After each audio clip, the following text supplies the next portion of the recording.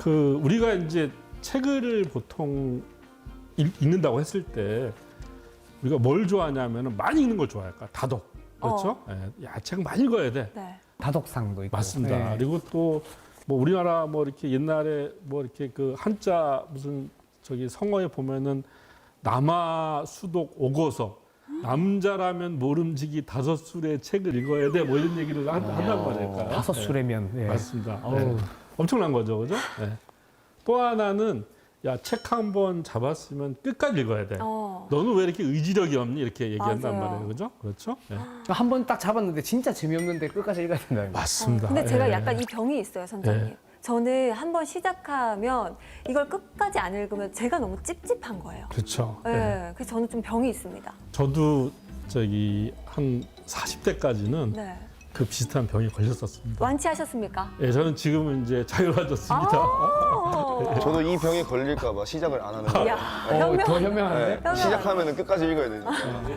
또 하나는 이제 책을 이렇게 한 권 다 읽고 난 다음에 그 다음에 읽어야지 왜 여러 권 읽냐 이렇게 이제 그러니까 이렇게 하면 안 된다라고 또 이렇게 얘기를 하잖아요, 그죠? 저는 이 세 가지가 바로 다독, 완독, 그 다음에 이제 차례대로 읽는 걸 우리가 순차독이라고 합니다. 이 세 가지의 편견으로부터 좀 벗어날 필요가 있다고 생각이 들어요. 예. 아, 실례지만 우리 세 분 책 한 권 읽고 나면은 뭐가 남으시나요? 뿌듯함. 오, 제가 사실 제가 준비했던 답이 뿌듯함인데 이야. 이렇게 딱 말씀을 하시네요. 아까. 예, 뿌듯하긴 한데 딱히 남는 게 없죠, 그죠? 맞아요. 어디 가서 책에 있는 얘기를 뭔가 좀 이렇게 써먹으려고 해도 막 떠오르지도 않잖아요. 맞아요. 아, 그렇죠? 그런 게 있어. 막 맞아요, 이렇게 맞아요, 하고. 맞아요. 네. 예. 그러니까 이게 많이 읽는 것이 잘 중요하진 않거든요. 자, 한 권을 읽어도 이게 딱 뭔가 남게끔 우리가 해야 되는 겁니다. 그러니까, 예. 그 다음에 이 정말 재미없는 책을 계속 끝까지 읽다 보면은 점점 그게 쌓이다 보면요 독서에 대한 흥미를 잃게 돼요. 맞아요, 맞아요. 지치게 되는. 예. 어른도 그렇고요. 아이는 두말할 것도 없습니다. 그러니까 아이들은 자연스럽게 읽다가 재미없고 읽다가 이거 아닌 거 싶으면은 거기서 읽기를 중단하고 다른 책으로 넘어가야 되죠. 그러니까 책이라고 하는 게 무슨 뭐 절대 불변의 그런 게 아니지 않습니까? 그죠? 그렇죠. 저는 그러니까 자유롭게 정말 프리스타일로 우리 읽어야 된다고 생각하거든요. 그다음에 저는 개인적으로 책을 보통 한 두세 권을 동시에 읽어요. 아까. 왜냐하면요. 저도 이제 뭐 책을 그래도 다른 직업보다는 많이 읽는 편이잖아요. 네. 근데 이 한 권을 읽다 보면은 대략 한 80페이지에서 100페이지쯤 가잖아요. 네. 그러면 이제 점점 주의력이 막 흐트러져요. 약간. 예. 선장님도 맞습니다. 그러시는 거예요? 예. 비슷하네요, 저랑. 오. 예. 처음에는 재밌어요. 그런데 네. 80페이지, 100페이지쯤 가잖아요. 네. 그러면 이제 막 이렇게 뭔가 이 책을 내가 계속 읽어야 되나 이런 회의감이 들기도 하고 맞아요. 또 비슷한 얘기를 자꾸 되풀이하는 것 같기도 하고 뭔가 이제 정말 지루하고도 지치는 현상들이 벌어지거든요. 그럴 때 저는 또 다른 책을 봅니다. 그럼 그 책도 또 마찬가지로 또 80페이지, 100페이지쯤 갔을 때 그런 현상들이 벌어지겠죠. 그죠? 그럼 또 다른 책을 또 봐요. 그리고 다시 이제 그 책도 그럴 때는 처음에 읽었던 책을 또 옵니다. 이러면은 신기하게도 그 지겨웠던 책들이 그렇게 한 두 권을 거치고 오잖아? 그럼 또 재밌어져, 약간. 그러니까 정주행을 하지 않고 좀 이거 보다가 이거 보다가 예, 다시 맞습니다. 오는. 예, 그렇죠, 그렇죠. 그리고 또 재밌는 거는 이렇게 우연히 이제 뭐 한 두세 권을 같이 보잖아요. 이렇게 두세 권을 같이 본 거가 이 비슷한 시간대에 내용이 겹치면서 머릿속에서 어떤 융합. 우리가 이제 이 되게 이질적인 정보들이 결합해서 생기는 그런 융합 현상 같은 것도 일어나요. 그래서 저는 그러니까 많이 읽어야 된다는 여기 이렇게 그 고정관념, 그 다음에 끝까지 읽어야 되는 고정관념, 순서대로 읽어야 된다는 고정관념부터 벗어날 필요가 있는 것이죠. 그러니까 한마디로 프리스타일로 읽을 필요가 있다는 겁니다. 이건 이제 이 학부모님들한테 드리는 말씀이기도 하고 학부모님들이 아이들한테도 그렇게 해줄 필요가 있다는 거예요. 약간. 그러니까 다독, 완독, 순차독 이 예. 강박은 버려라. 그렇죠. 버려라. 예, 맞습니다. 예. 우리 그 책을 읽는 거는 사람을 만나는 것과 비슷해요. 그러니까 우리 사람 만날 때 어떻습니까? 끌리는 대로 만나잖아요. 그죠? 네? 끌린다는 남자잖아요. 네. 여러 명을 막 이렇게요? 아, 그러니까 이제 꼭 연애만이 아니라 죄송합니다. 왜 교제만을 생각을 하고? 죄송합니다. 그러니까 이 관계라고 하는 건 뭐 연애도 있지만 그렇죠, 이제 그렇죠. 뭐 친구나 다양한 관계가 있잖아요. 그렇지요. 그런데 맞습니다. 이게 마음이 끌리는 사람도 있지 않습니까? 네, 네. 하다 보면은 끌리는 사람과 또 자주 만나고 이렇게 되는 것처럼 책도 그렇게 할 필요가 있다는 거야, 약간. 예. 친구처럼. 그렇죠. 친구처럼 만날 필요가 있어요. 맞아요. 그 영국의 이제 철학자 중에서 프란시스 베이컨이라는 사람이 있습니다. 베이커리. 예, 베이커리가 아니라 베이컨입니다. 물론 베이컨도 약간 음식을 이렇게 떠오르게 만들죠, 그죠? 둘 다 좋습니다. 네. 이 사람이 이렇게 얘기하고 있습니다. 어떤 책은 맛보고, 어떤 책은 삼키고, 어떤 책은 잘 씹어서 소화해야 한다고 이렇게 이야기하고 있어요. 베이컨 맞네요. 예. 네. 이야. 그래서 책이라고 하는 건 이렇게 해야 되는구나 이렇게 생각하면 좋을 것 같아요.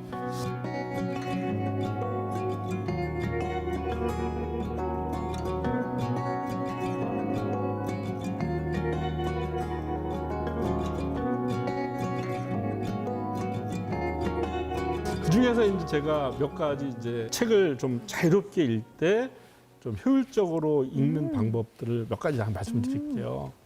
첫 번째는 여러분 이 학부모님들은 아이들을 독서의 주인공으로 만들어야 됩니다. 독서의 주인공이요. 예, 예. 독서의 주인공으로 만드는 방법은 뭐냐면 아이들이 원하는 책을 먼저 보게 해주는 거예요. 약간. 아이들이 왜 게임을 좋아하는지 아세요? 왜 게임을 좋아할까요? 재밌어요. 재밌으니까. 근데 왜 재밌을까요? 왜 재밌을까요, 아이들은? 자기 마음대로 해서? 아이들이 책에 있는 소설이나 드라마 이거보다 게임을 좋아하는 이유는요. 네.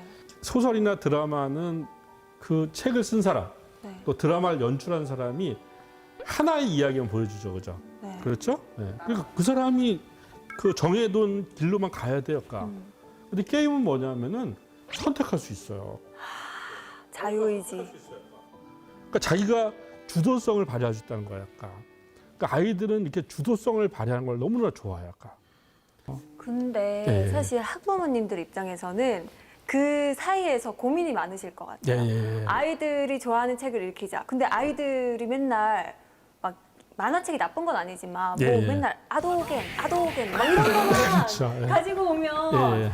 이게 참잖아요. 그래 아. 너가 읽고 싶은 걸 읽어야지 하면서 이거를 약간 주입도 시키고 싶으실 것 같단 예, 말이죠. 예. 맞아. 우리 애들도 읽고 싶은 거 콜라보하면 그리스 로마식만 그 만화책만 자꾸 보니까. 아니 그리스 로마시나 만화책 보는 거 좋습니다. 근데 보세요. 그러니까 우리가 이제 아이들이 게임을 많이 하거나 네. 또 웹툰을 많이 보거나 이렇게 하는데 야 너 게임 그만하고 책 읽어. 웹툰 그만 읽고 책 읽어. 이렇게 하면 그게 되나요? 안 됩니다. 그러니까 잘 안 돼요. 그러니까.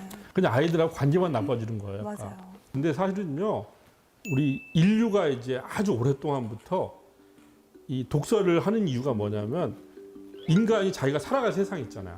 살아갈 세상을 책을 통해서 미리 추측을 하는 거예요. 이를테면 다른 얘기를 하면 시뮬레이션을 해보는 겁니다. 네. 간접 경험할 수 있게 해주는. 이를테면 뭐 무슨 뭐 저기 뭐 어떤 모험 소설이 있다고 한다면 실제로 모험하려면 위험하잖아요. 그런데 모험 소설을 통해서 그 어떤 위험을 회피하고 그걸 경험해 볼 수가 있잖아요. 그렇죠? 네. 그렇게 해서 이제 가장 그 오래된 그런 시뮬레이션의 형식 또 가장 그 인정받는 시뮬레이션의 형식이 독서일 뿐입니다. 그러면 게임과 웹툰은 그 시뮬레이션이 안 일어나느냐? 거기도 마찬가지로 일어나고 있어요. 오. 네. 제 딸은 그 왜 이렇게 농장에서 네. 작물 키우는 거 있잖아요. 네. 아시죠? 네, 압니다. 그걸 엄청 좋아해서 저는 그게 너무나 좋더라고요. 그러니까. 아, 그 농사를 농장을 잘 경영해 보는 거잖아요. 그 아이가 그 게임이 아니라고 한다면은 언제 그런 걸 해보겠어요? 약간. 그러니까 앞으로 얘가 어머, 이제 어머. 자기가 인생을 경영해 나갈 거 아닙니까? 네. 그 경영해 나가는 걸 바로 그런 게임을 통해서 시뮬레이션 할 수가 있는 겁니다. 예. 아니 그럼 이 정도면 선장님 그냥 예. 책 안 읽고 게임하면 되겠는데요? 예. 그러니까 그렇지만 네.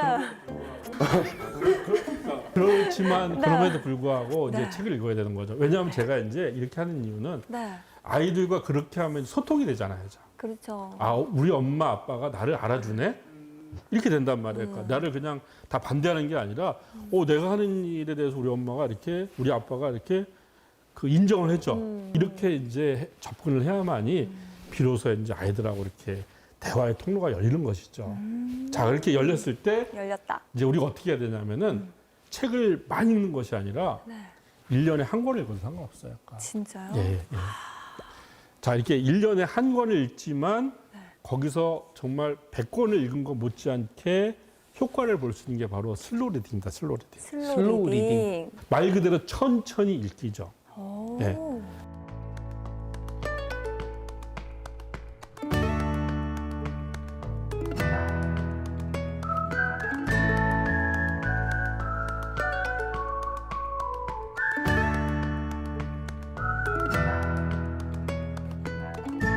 근데 이 슬로우 리딩을 그러면 부모님이 이거 우리가 할 수 있는 거야 이렇게 생각할 수 있잖아요. 네. 그죠? 다 할 수 있어요. 자, 그냥 책을 아이들이 이제 좋아하는 책을 하나 골라요. 그죠? 네. 그러니까 제가 한번 예를 한번 들어볼게요. 네. 그 로알드 달이라고 그 아마 이제 이 학부모님들은 많이 알 겁니다. 그 이렇게 유명한 아이들이 좋아하는 소설가인데 그 사람이 쓴 이제 저기 뭐야 그 마틸다라고 하는 이제 소설을 읽는단 말이에요. 그죠? 거기에 보면 이런 게 나와요. 아까. 막 메뚜기 얘기가 나온단 말이에요. 그죠? 메뚜기 얘기가 나옵니다. 아까. 그리고 매미 얘기가 나와요. 아까. 그러면은 이 메뚜기와 매미에 관련된 얘기들을 어떻게 하면 좋을까요? 스마트로 찾아보는 거니까. 그러니까 매미는 땅 속에서 몇 년간 잠을 자잖아요. 그죠? 그랬다가 지상으로 올라와서 불과 뭐 한두 달 사나요? 2주 정도로. 네, 2주 정도 살고 그다음에 번식을 하고 이렇게 사라지잖아요. 그죠? 그러니까 그 책에 나와 있는 내용들을 하나하나 곱씹어 보는 겁니다. 근데 요즘에 좋은 건 뭐냐면 스마트폰을 치면 다 나와요. 그렇죠. 그렇죠. 그래서 아이들한테 같이 하는 거예요. 야, 너 한번 매미의 일생에 대해서 한번 네가 한번 찾아봐. 그럼 아이가 스마트폰을 매미 일생 치잖아요. 네. 그러면 나오죠. 매미 일생에 네. 대해서 대한축구 다 나오잖아요. 그러면 한번 읽어볼래? 하는 겁니다. 그러니까 읽는 건 서너 페이지지만 그 서너 페이지와 관련된 많은 정보들을 아이들과 부모가 같이 알아보는 거예요. 그러면 아이들이 너무 재밌어요. 이렇게 해서 아이들이 흥미를 갖게 만들어야 됩니다. 그럼 진짜 아이들 입장에서는 책 하나를 가지고도 놀이처럼 여러 가지 할 수 그렇죠. 있는 게 너무나도 맞습니다. 많잖아요. 그렇죠. 예. 그럼 책에 가까워질 수밖에 없겠네요. 그렇죠. 예. 그러니까 그렇게 해서 한 권을 그렇게 띄잖아요. 그러면은 그 책을 평생 잊을 수가 없어요. 우리가 이제 보통 책을 많이 읽어야 된다는 것이 책을 통해서 지식을 막 쌓아야 돼. 이렇게 생각하잖아요. 근데 지식을 그냥 쌓아두는 거는 별로 의미가 없습니다. 활용이 안 돼요. 이 쌓아둔 지식을 연결하는 힘, 그걸 소화하는 능력이 바로 메타인지 능력이거든요. 근데 이걸 소화하는 능력은 바로 어떻게 되냐, 바로 이게 슬로우 리딩처럼 한 권의 책이라도 온전하게 이렇게 자기 거로 만들었을 때 메타인지가 생기는 거예요. 약간. 정말 내 것이 됐을 때. 그렇죠. 네. 예.